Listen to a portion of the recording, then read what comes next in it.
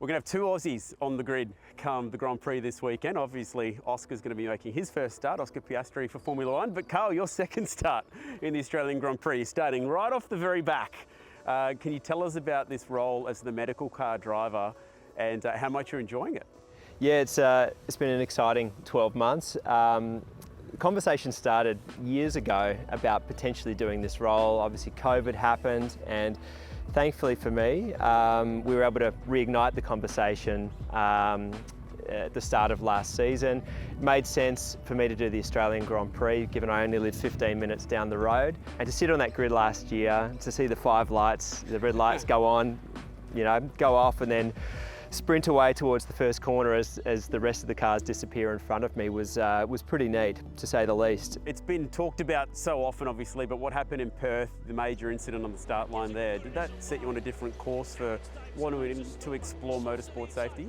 Yeah, there's no doubt that that's contributed in a way to where I've ended up now. At the time, as a professional driver, you absolutely think you're invincible. There's no way you could possibly get hurt or worse in a sport. And it was a bit of a wake-up call that day for me to be escorted to hospital, burns all over my body. Off the back of that, you reflect on it, and you can't help but think about the safety side of things a lot more seriously.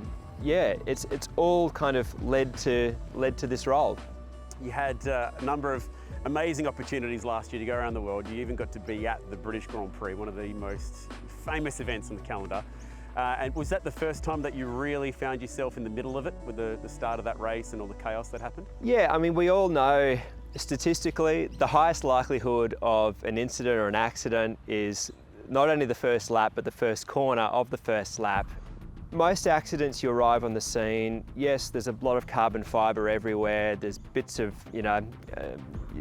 Formula One bodywork, but generally speaking, the cars are so robust these days that you look at it and the common sense approach is that the driver's probably going to be okay. Silverstone, different story. That was harrowing. It was really confronting to see that unfold in front of you. I'm watching cars flip in front of me and seeing sparks, and I remember Ian's reaction in the car. Like he just rose to the occasion as Ian's the doctor that sits beside me. He'd already loosened his belts in preparation. We pulled up at the right car with the information that we were receiving. We get a lot of information, a lot of data in the medical car, which helps us prioritise who we need to go to first. So that all went to plan, but then to see Joe on his side behind the barrier, you just have this urge, this desire to want to help and contribute as much as possible. At the same time, you have a very specific role to play in an incident like that, and for me it's sort of overseeing the greater incident, liaising with race control, keeping the communication lines open. The doctors can be quite busy and caught up, and I'm obviously not medical trained either. It's amazing when you're in the heat of the moment, the heat of battle like that, you know what needs to be done. Every situation's unique though, and they're all complex situations, which is why we're there to do the role that we do. Well, Carl, I mean this in the best way possible. I hope you have a very quiet weekend. Let's hope so. Thanks, Chad.